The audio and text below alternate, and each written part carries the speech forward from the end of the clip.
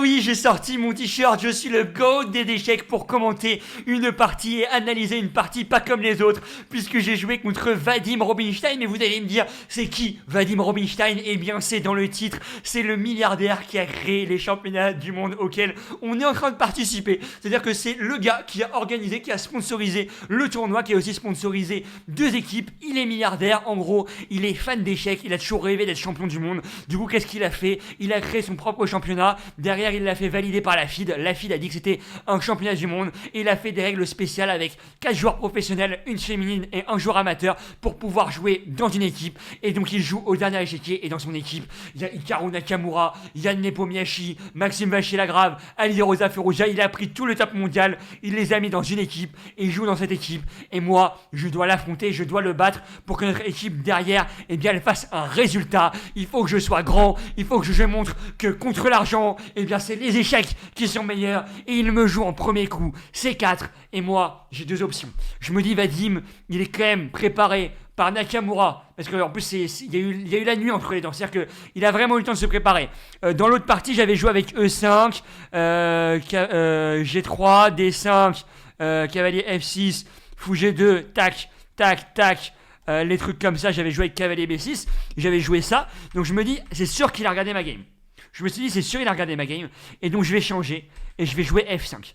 Et je vais rester sur mon hollandaise. Même si j'ai perdu avec l'hollandaise, je me dis, ok, je suis confiant, pourquoi pas, il me balance cavalier F3, et j'ai senti que dans la manière de tenir les pièces, il y avait de l'aisance financière. J'ai senti que cet homme roulait sur l'or, j'ai senti qu'il était venu pour être champion du monde, et que son plus grand obstacle, ce serait Gartin 59, la seule équipe du top 10 à ne pas être sponsorisée. C'est finalement le petit poussé, c'est Robin des Bois contre la multinationale. Cavalier F3, cavalier F6, G3, et il décide de me jouer la variante classique. Du coup, moi je ramène mon fou en G7, petit roc, D6, dame E8. Et là, j'espère secrètement que Vadim ne va pas jouer tour E1 et qu'il va jouer une autre variante. Parce que je suis devant l'échiquier, j'ai 16 minutes à la pendule, et je suis en train de regarder tous les coups, et je me rappelle, je me dis, putain, tour E1, je sais plus ce qu'il faut faire. Et il me joue quoi? Il me joue tour E1. Et là, je me dis, putain, merde. Tour 1, je me rappelle que dans mon fichier, je crois que j'avais cavalier E4, mais j'avais regardé ça le matin même et je m'étais dit, merde, cavalier E4, c'est chiant à jouer. Et donc, j'avais regardé quelques parties du top mondial, et au niveau du top mondial, il joue dame F7. Et du coup j'avais compris un petit peu les idées. En fait, dès lors que tu as des problèmes comme ça, tu peux aller taper sur F2, on s'enlève la dame du vis-à-vis et on peut créer un vis-à-vis avec le pion F2 à un moment donné. Donc je jouais dame F7, je me suis inspiré des plus grands, je tape sur C4 aussi, il joue avec B3, logique, je mets mon cavalier en E4, il met sa dame en C2, je prends en C3, il prend avec la dame, et là je me dis, ok, j'ai créé un petit truc, j'ai créé quelque chose de grand à partir de pas grand chose, parce que la dame, elle est pas très bien placée. Et je peux peut-être lui mettre un cavalier en C6 et lui mettre la pression au petit Vadim. Je peux peut-être lui mettre la pression cavalier C6, fou B2 à E5. E5, je pousse le pion de 2 cases, je prends l'espace, il prend, et là je joue H6. Et là je me suis senti comme un génie quand j'ai joué H6, parce qu'en fait les problèmes que je peux avoir, si je reprends directement là, c'est cavalier G5. Non, c'est pas cavalier G5, putain, c'est quoi? C'est cavalier prend, non? Ouais, cavalier prend, pion prend. Ouais, fou prend, dame prend. Ouais, bon, ça pue juste sa grand-mère. Alors, si je reprends du cavalier plutôt. Là, j'aimais pas parce qu'il y avait cavalier G5. Et que je donnais une bonne case au cavalier. Et que, imaginons, dame là, tu vois, il peut venir là. Et ça, c'est chiant à jouer. Je suis largement moins bien. Tu vois, ça, c'est une ligne pour illustrer un petit peu comment ça pourrait être. Donc, j'ai pas envie de lui laisser ça. Donc, ce que je fais, c'est que je commence par jouer E5 avant qu'il puisse me l'empêcher, parce qu'à tout moment, il peut m'empêcher en E5 quand je joue en E4, E5 lui-même. Donc, je me dis, il faut que je joue E5 direct. Et quand il prend, je joue H6 pour m'enlever des problèmes de cavalier G5. Sauf que là, il me joue E6. Et je l'avais calculé E6. Je l'avais vu. Et je me dis, oh, c'est chiant E6. Parce qu'en fait, ça force l'échange des dames. Ça me force à faire fou prend. Hop là, dame prend, prise roi prend. Et rentrer dans cette finale. Mais vous allez me dire, c'est égal, t'as pas fait d'erreur. Ouais, mais c'est chiant de rentrer dans une fight. Je sais que Vadim, tactiquement, je peux être meilleur que lui largement. Et ça me fait chier parce que, en fait, je sais que mine de rien, le poteau, il a beaucoup d'argent, mais il est aussi très bon avec peu de pièces sur l'échiquier. Et du coup, je me dis, une finale complètement égale. En plus, je sais que je suis sur un échiquier qui est important où je dois gagner. Et je me rappelle que la veille, j'ai perdu une partie en ayant voulu forcer le gain. Et je me dis, bon, cette partie-là, il va falloir se rendre à l'évidence. Il va falloir faire un match nul avec les noirs. Parce que je suis moins bien. Parce que cette finale, elle est égale et que si le scénario est classique, ça ira vers le match nul. Donc je continue, tour D8, il ramène son cavalier là. Là, j'ai hésité à prendre, mais j'ai joué le bizarre fou D7. C'est un peu bizarre fou D7. En fait, il faut juste que je prenne, tour prend et que je joue par exemple avec B6. Mais je sais pas, je m'étais dit, je sais pas, il va avoir un bon fou, moi ça va être bizarre. Et je sais pas, je m'étais dit en fait, j'avais l'impression d'être un génie, je me suis dit fou D7. Et s'il reprend prise, en fait je vais avoir une colonne ouverte. J'aurai des pions doublés, mais j'aurai une colonne ouverte. Donc je me suis dit, et là je peux me créer des chances avec A4 A5. Donc je me suis dit, cette finale elle n'est pas déconnante. C'est pour ça que j'ai joué fou D7. Sauf qu'en fait il a joué cavalier B5 et je l'avais complètement raté cavalier B5. En fait il attaque le pion C7, donc je suis obligé de jouer tour C8. C'est trop relou. Il joue F4, il tient les lignes, je joue A6. Je prends fou F5. Et en fait c'est relou parce que je peux jamais jouer cavalier E5. Parce que dès qu'il y a cavalier E5 il y a faucon B7. Et je me dis putain, je vais être obligé de jouer une position hyper méga passive. Je joue tour 8, il échange, tour F7. Et en fait je dois jouer... j'ai rien en fait dans cette position. Je suis obligé de jouer tour 8 à un moment donné et de simplement faire coulisser ma pièce. Donc ok, je joue fou D7, tour F8 et je lui fais comprendre que je vais faire match nul. Et je me dis, c'est le genre de gars, il a l'impression que c'est gagnant, il va vouloir la gagner. Donc il va pas prendre la nulle et je peux essayer de la gagner s'il joue mal. Donc je rejoue fou F5, je protège latéralement mon pion en C7 et là... À ce moment-là, je crois que c'est au moment où je joue fou F5, j'ai 20 secondes à la pendule, et à ce moment-là, il appelle l'arbitre, et il est énervé contre moi. Et au début, je comprends pas trop ce qu'il me dit, il parle en anglais, il dit This is two time is doing it, two time is doing it, I want 1 minute more. Et je suis en mode, mais tu me dis quoi, frère? Et il dit, ça fait 2 fois que tu dis j'adoube. En gros, j'ai adoubé sur son temps, 2 fois, non, 1 ou 2 fois. Tu sais, genre en fait, adouber, ça veut dire je replace ma pièce, j'ai replacé mon fou sur son temps et j'ai dit j'adoube. Et il m'a dit, ça me déconcentre. Je suis nul en anglais. Il dit ça me déconcentre. Il met pause, il appelle l'arbitre. Alors, bon, mettre pause et appeler l'arbitre, j'ai compris que les joueurs d'échecs étaient vachement à cheval sur ces règles à la con, mais je suis en mode, frère, j'ai juste remis ma pièce, j'ai 10 secondes à la pendule, et puis voilà, et en fait, il a dit que ça le dérangeait pendant son temps de concentration. Je l'ai vraiment fait une fois ou deux, histoire de remettre mes pièces dans la partie. Vas-y, mais apparemment, c'est une règle, donc il a juste fait le... Il a juste suivi le truc, mais j'étais un peu en mode, ça y est, tu vas pas jouer sur les règles pour gagner la partie et pour avoir 1 minute de plus à la pendule. Donc l'arbitre est venu le voir, il a engueulé l'arbitre en plus, vu qu'il est sponsor de l'événement, et finalement l'arbitre lui a dit, non, tu vas pas avoir 1 minute en plus. Il m'a juste dit, par contre, toi, arrête d'adoubler tes pièces. Et je lui ai dit, ouais, no problème. Mais frère, il était énervé de zinzin. Il a fait, oh you do adoubing. Il y a une manière de le dire. Voilà, il m'a embrouillé. Mais je comprends, c'est une partie avec de l'attention et tout. Il y a pas de souci avec ça, tu vois. Le gars veut vraiment garder ses relations. Non, parce qu'en fait, on a joué une deuxième game. Je vais pas vous spoil, mais on a joué une deuxième game durant le Blitz. Et il s'était excusé par rapport à ça. Il a dit qu'il était un petit peu tendu et que, voilà, juste, normalement, j'ai pas le droit d'adouber. Et je lui ai dit, ouais, j'ai compris. Il y a les règles et tout, du coup voilà, il n'y a pas de souci par rapport à ça, mais c'est vrai que c'était un vrai fait de jeu. Et moi je me rappelle que ça m'avait tilt de fou. J'étais en mode t'appelles l'arbitre pour ça et tout, ça m'a un peu tilt à ce moment là, mais bon, ok, soit, pourquoi pas, c'est des faits de jeu, c'est des faits de jeu qui sont possibles. Donc il ramène son cavalier en C3, moi je ramène mon fou en D7 et juste j'attends, j'échange les pièces, j'attends et je continue de jouer cette finale. Je joue C5, je me dis ok, là je suis content. J'ai un enchaînement avec C5 suivi de fou C6 et je me dis peut-être qu'elle est gagnante pour moi. Peut-être que je peux jouer avec A5 A4, en tout cas au moins ramener mon roi déjà dans un premier temps. Je ramène mon roi et là il joue cavalier là. Et j'ai 40 secondes à la pendule pour évaluer si la finale après fou prend elle est gagnante. Avec C6. Et comme je vous l'ai dit, j'ai pas travaillé les finales.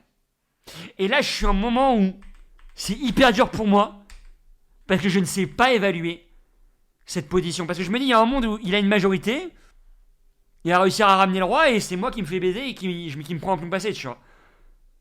Et j'hésite beaucoup. Et je crois que je prends quasiment tout mon temps là-dessus. Je prends 20 secondes et je joue fou D7. Et en fait, factuellement, c'était gagnant. En tout cas, c'était mieux. Hop, là-dedans. Alors, c'est que 0,20. Mais en tout cas, ça donne plus de chances pour les noirs que pour les blancs.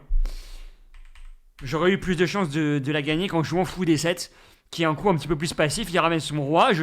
Moi, je me dis, ok, je vais faire la même, mais en me créant un pion passé avec mon fou en plus. Et je vais jouer avec D5. Là, il pousse le pion. Ok, il reprend du cavalier. Là, je me suis dit, il va reprendre du pion et je suis mieux, genre. En fait, j'avais pas vu le cavalier prend. Et là, je suis un petit peu en panique. Parce que j'ai 20 secondes à la pendule, le cavalier prend. Et je me dis, merde. Si je bouge mon roi, il y a ça qui est en prise. Je bouge mon roi, si je joue D5, il y a cavalier prend. Et en fait, là, je rate complètement l'idée H5. Ah, il faut savoir que j'ai tremblé énormément durant cette partie. J'ai jamais autant tremblé durant une game. Parce que c'était une game à tension. Quasiment tous les autres avaient fini. Et si je perdais, l'équipe perdait. Il y avait tout le monde qui me regardait. Littéralement. Avec Jules Moussard. On était les deux derniers échiquiers, tout le monde nous regardait. Et donc j'étais hyper stressé. Et j'ai pas trouvé H5. J'ai joué roi là. Et j'ai donné le pion. Et là, je suis complètement perdant. J'ai 19 secondes à la pendule. Je sais que je suis perdant. Je m'en rends compte. Mais je me dis, il faut la continuer. Parce que c'est pas clair. Je peux essayer de... Tu vois, il peut ne pas avoir les bons plans pour la gagner. Je pousse le pion, il pousse, je repousse. Je me dis, il faut que je crée un pion passé. C'est ma seule chance, il faut que j'ai du contre-jeu. De toute façon, sinon, je vais la perdre. Je ramène mon fou, j'empêche les pions d'être poussés. J'ai 20 secondes, il a 30 secondes. Je me dis, ok, ça peut être le Zainot. Tout peut se passer avec le Zainot. Cavalier échec, je ramène le roi. Là, je sens qu'il sait pas vraiment comment la gagner. Je ramène mon fou en F7. Et là, je me dis, ok, je vais pousser le pion. Peut-être que je peux jouer avec ça, fou prend et me créer plein de pions passés, tu vois. C'est une possibilité. Là, je ramène mon fou en E6. J'ai peur. J'ai peur de jouer A4. Parce que je me dis, ok, ça, peut-être qu'il y a un monde, en fait, moi je suis pas assez rapide et je me fais torcher. Donc je savais pas trop comment analyser ça. J'ai eu peur de jouer A4 parce que même A4, en fait, je me dis, il peut jouer G3, pas tout de suite, mais j'avais peur. J'ai eu peur. À la base, je joue A5 pour jouer A4 et finalement, je le joue pas. Et je joue simplement avec fou E6. Il ramène son cavalier, là, il attaque le pion. Je me dis, putain, merde, j'ai perdu le pion. Là, il y a tout qui tombe. Je ramène mon fou. Avec l'idée que s'il fait un coup de merde, je sais pas, genre ça, je peux faire fou échec. Il prend le pion, j'ai 2 pions de moins. Je viens venir faire fou échec, je ramène mon roi. Cavalier là, roi là. Cavalier là, roi là. Je me dis, il va répéter. Il répète pas. Je ramène mon roi là. Je me dis, ok, mec, je vais te ramener le roi à bon entendeur là. T'es en train de jouer avec le feu, Vadim. T'es en train de jouer avec les brillets. T'es en train de brûler tes billets. Je ramène mon roi ici, il joue cavalier là. Et là, je me dis, j'ai combien? J'ai 20 secondes à la pendule. J'ai la main qui tremble. C'est le moment d'une vie. Je suis en train de jouer contre l'équipe de Hikaru. Je suis en train de jouer contre le milliardaire qui a financé ce tournoi. Je suis en train de jouer des putains de championnats du monde. L'équipe, elle est bien placée. Et je me dis, ma seule chance de la gagner, c'est de jouer D3 et de sacrifier le cavalier. De sacrifier plutôt le fou. Et là, il y a 2 choix. Soit il prend le pion, soit il prend le fou. Et s'il prend le pion, je pense que je suis complètement perdant parce que cavalier prend, roi prend. Il va simplement ramener son roi, se faire un pion passé. Je vais être obligé de sacrifier et il va pouvoir aller avec son roi. Mais je lui pose une question et je lui dis, Vadim, est-ce que dans les moments cruciaux, est-ce que tu sais faire les bons choix? Est-ce que tactiquement, t'es aussi bon que ce que tu penses l'être? Parce qu'en fait, factuellement, je sais qu'il est bon en finale. Je sais qu'il est bon stratégiquement. Mais je sais que tactiquement, on me l'a dit avant la game. On m'a dit tactiquement, il panique quand il a peu de temps. Et du coup, je le balance des 3. Il fait cavalier proche 3. Et je dis yes, Vadim, je te retourne la position. Je pousse le pion. Je pousse. Il joue cavalier F4. Et en fait, son idée, c'était que si je jouais avec roi là, et ben il avait cavalier là. Et ça, je fais des promotions. Suivi de cavalier là, cavalier prend. C'était ça son idée. Sauf que je le vois avec très peu de temps à la pendule dans cette position. Et bien, qu'est-ce que je fais? Je joue roi D4, je joue roi D4, et s'il ramène son roi, eh bien moi je ramène aussi le mien, et j'irai faire promotion, et j'irai gagner cette finale. Du coup il me laisse faire promotion, il pousse le pion, je pousse, je ramène madame, et là je panique parce que je me dis putain bordel de merde, je suis gagnant, j'ai retourné la partie, mais elle est pas si simple à gagner, Elle est putain de pas simple à gagner, surtout avec 13 secondes à la pendule, surtout avec le contexte qu'il y avait autour de cette partie. Je me dis mais comment je gagne? Je joue dame là, c'est absolument pas le coup le plus précis, mais là Vadim il m'a aidé à la gagner parce qu'il a joué cavalier G4, on sait pas pourquoi, on sait pas comment, mais j'ai envie de dire, là il joue simplement avec A5, c'est protégé, et j'ai des problèmes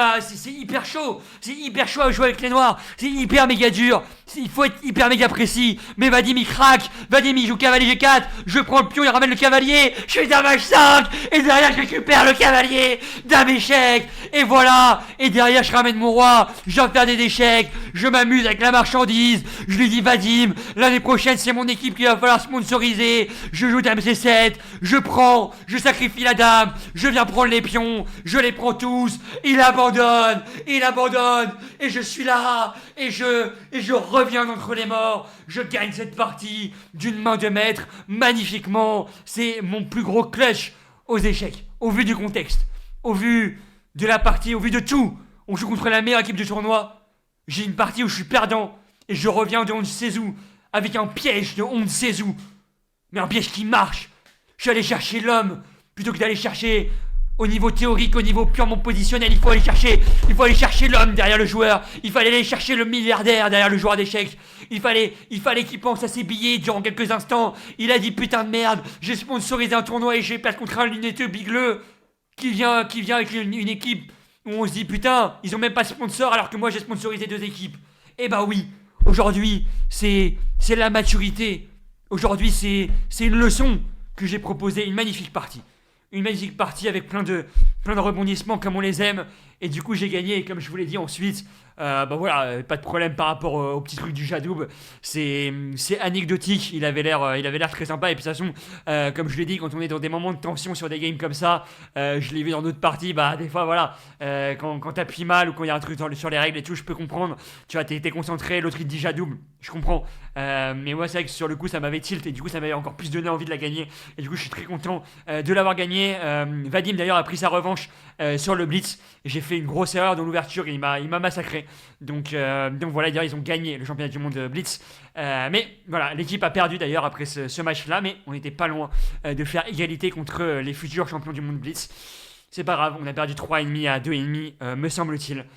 Et cette partie-là restera, je l'espère, dans l'histoire, restera une partie d'anthologie. C'était la ronde 9. J'espère que vous avez aimé. C'était la ronde 9. C'était la victoire contre le milliardaire. Et c'était une partie pour l'histoire.